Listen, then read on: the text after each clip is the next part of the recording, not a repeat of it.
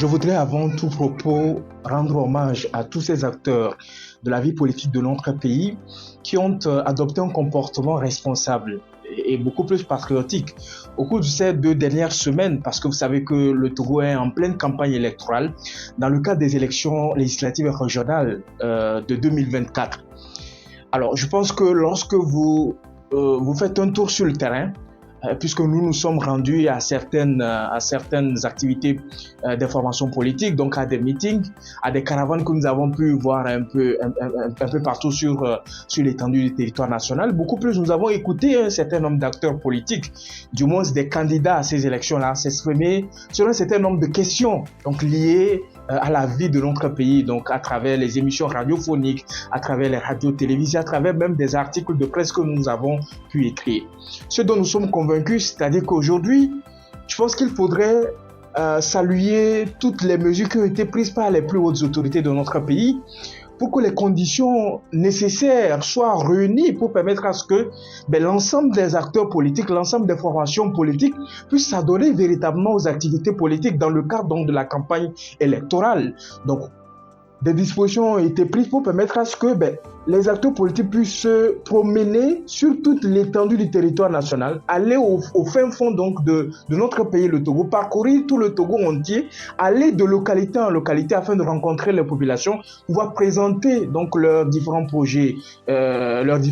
sociaux, pouvoir convaincre donc les populations de voter pour eux. Ensuite, nous avons vu également que les autorités en place ont pris un certain nombre de mesures pour permettre que le processus électoral qui est en cours, que ce processus soit sécurisé bien avant, pendant et après donc ces élections-là, avec la mise en place donc d'une force, on peut le dire, d'une force spéciale, en vue donc de sécuriser donc les élections législatives et régionales de 2024. Et plein d'autres mesures également. C'est à souligner aussi avec le financement public annoncé par les plus hautes autorités de notre pays à hauteur de 650 millions qui vise donc à accompagner donc les activités politiques dans le cadre donc de cette campagne. Donc c'est à peu près l'une des mesures qui ont été prises donc par les plus hautes autorités pour permettre à ce que la campagne électorale puisse se dérouler dans de bonnes conditions, pour permettre à ce que les acteurs politiques puissent véritablement aller à la conquête donc de l'électorat, donc à la conquête donc des populations, d'aller à la rencontre des populations, de les convaincre véritablement pour qu'il y ait que ces populations-là puissent porter leur voix donc le jour du scrutin, c'est-à-dire le 29 avril prochain. Alors, je pense qu'il faudrait saluer également la maturité politique donc dont a fait preuve les acteurs politiques durant cette période de la campagne électorale. Vous savez, nous avons un véritable problème aujourd'hui, au-delà de ce qu'on peut dire par rapport à cette campagne électorale, au-delà des avantages qu'on peut donc identifier, qu'on peut recenser par rapport à cette campagne électorale. Je pense qu'il faudrait que nous puissions faire une réflexion approfondie sur l'écosystème donc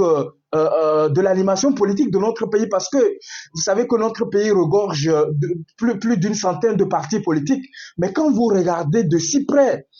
quand vous regardez un peu la configuration de ces partis politiques, du moins les acteurs qui animent ces différentes formations politiques, parce que la loi est claire, pour pouvoir créer un parti politique, il faudra réunir un certain nombre de membres issus d'un certain nombre de préfectures.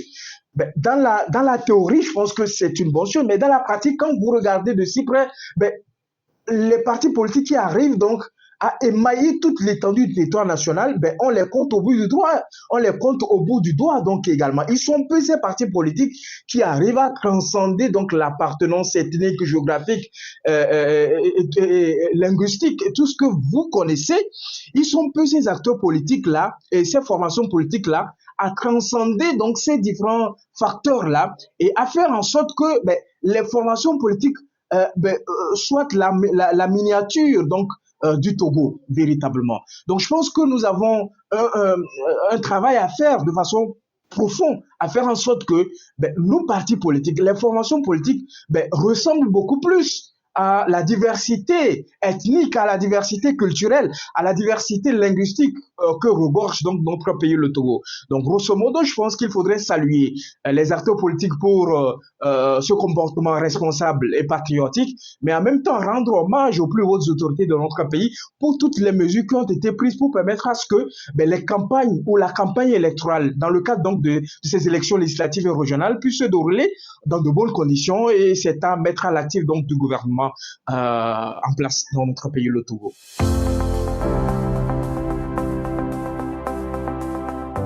Je voudrais dire donc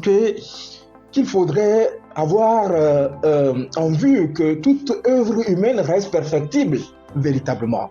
Et quand vous jetez un regard rétrospectif sur la vie sociopolitique de notre pays, quand vous regardez un peu toutes les crises que nous avons connues par le passé, liées donc aux contestations donc des élections, beaucoup plus les élections présidentielles, vous vous rendrez compte qu'en réalité, toutes les crises que nous avons eu à connaître, tous les soubresauts, toutes ces périodes troubles que notre pays a eu à vivre sont liées beaucoup plus à la fonction du président de la République. C'est-à-dire que l'élection du président de la République suscite beaucoup d'engouement, suscite beaucoup de réactions. Et souvent, ces différentes réactions, ces différentes manifestations, ces engouements, comment l'appelle-t-on, débouchent sur des crises sociopolitiques. Après, il faudrait s'asseoir, discuter. Après, il faudrait organiser donc des rencontres pour pouvoir dialoguer, trouver des solutions. Et pendant ce temps-là, je pense que le développement est à côté. Ça, c'est le premier élément. Le deuxième élément, c'est-à-dire que quand vous regardez un peu l'histoire de l'Afrique, beaucoup plus l'Afrique subsaharienne, et toutes les crises que nous connaissons au cours de ces 15, voire même 20 dernières années, vous vous rendrez compte qu'en réalité, la fonction qui est en vue dans nos pays respectifs, notamment au Togo, c'est la fonction du président de la République. Alors, dans cette situation, il faudrait imaginer une solution qui puisse apporter une réponse durable donc à ce problème. Il faudrait démystifier la fonction du président de la République. Il faudrait faire en sorte que les pouvoirs ne soient plus concentrés entre les mains d'une seule personne. Alors, dans cette situation, est-ce qu'on doit dire que la réforme constitutionnelle qui a été opérée, est-ce que c'est la meilleure solution? Moi, je pense, et c'est mon avis, je pense qu'il faudrait expérimenter quelque chose de nouveau, quelque chose qui sort de l'ordinaire, quelque chose qu'on n'a pas encore essayé. Et parce que nous avons essayé un certain nombre de régimes politiques, nous avons vu les faiblesses et comment l'appelle-t-on, nous avons vu les faiblesses de ces régimes-là, nous avons également vu les avantages de ces régimes-là, mais on s'est rendu compte que cela ne nous a pas permis donc à renforcer l'état de droit et la démocratie dans notre pays. Alors il faudrait envisager d'autres alternatives, d'autres régimes politiques, il faudrait expérimenter. Et donc c'est dans ce cadre-là que je pense que cette initiative qui a été entreprise d'un premier abord par les députés à l'Assemblée nationale, ensuite qui a été entérinée par les plus hautes autorités de notre pays, notamment le président de la République, Faure Gnassingbé, qui fait preuve d'un leadership éclairé et responsable. Je pense que c'est de bonne guerre. Je pense qu'il faudrait essayer quelque chose de nouveau qui permettra à ce que les populations togolaises, les électeurs togolais soient au cœur de la gouvernance de l'État. Faire en sorte que les électeurs, les populations puissent dorénavant choisir les personnes qui devront donc occuper les hautes fonctions donc, de notre pays, notamment la fonction du président de la République et également cette innovation qui a été apportée, la fonction donc du président du Conseil des ministres. Donc, de façon globale, je pense que c'est une bonne chose. Il faudrait saluer cette étape cruciale que nous venons donc de franchir et souhaiter que les acteurs puissent véritablement accompagner cette mesure qui a été adoptée et faire en sorte que notre pays puisse se développer davantage, faire en sorte que l'état de droit se renforce, faire en sorte que la démocratie soit de bonne guerre. Parce qu'aujourd'hui, quand on regarde un peu ce qui se fait, quand on regarde le débat qui a lieu, quand on regarde un peu les différentes réactions des acteurs politiques, on se rend véritablement compte qu'en réalité, ce qui intéresse plus d'un dans la classe politique, notamment de l'opposition, c'est la fonction du président de la République. C'est-à-dire que c'est comment arriver à être à la tête donc du pays. En réalité, ce qui doit les préoccuper, c'est les questions de développement, c'est les questions de besoins, des besoins sociaux, notamment les questions d'accès à l'eau potable, des questions d'accès à l'électricité, des questions d'accès à l'éducation. Ce sont des questions comme ça qui devraient en réalité préoccuper l'ensemble des acteurs politiques, notamment les organisations de la société civile, que les actions que des questions politiques que je trouve pertinentes véritablement, mais focaliser le débat autour de la fonction du président de la République, je pense que cela ne donne pas une bonne image de notre pays. Je pense que cela ne constitue pas, comment l'appelle-t-on, une bonne méthode, une bonne stratégie pour faire en sorte que notre pays puisse véritablement renforcer son développement amorcé grâce donc à l'engagement et au leadership du président de la République, Faure Gnassingbé.